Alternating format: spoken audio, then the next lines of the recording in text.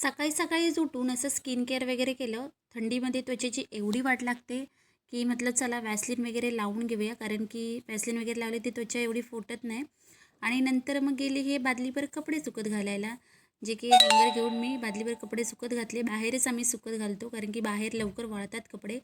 आणि दूध संपलेलं, तर हे दूध पण मी उकळवायला ठेवले. आम्ही गोकुळचंच दूध वापरतो, छान चहा होतो त्याचा, मस्त होतो. आणि इकडे नंतर गेली मी कचरा मारायला, जो की घरातला कचरा वगैरे मारून घेतला आणि घरात वगैरे पण स्वच्छ वगैरे करून घेतले. आणि काही जास्त वाजले नव्हते, 9च वाजले होते.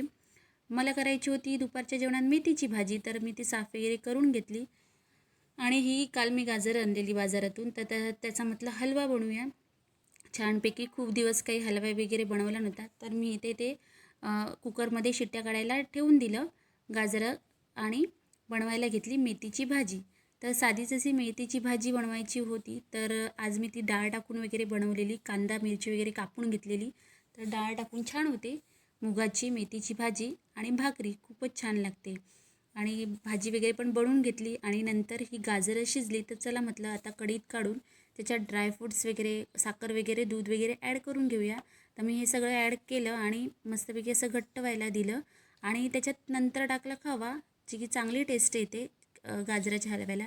आणि दुपारच्या जेवणात ते साधंच होतं, भाकरी आणि मेथीची भाजी. तर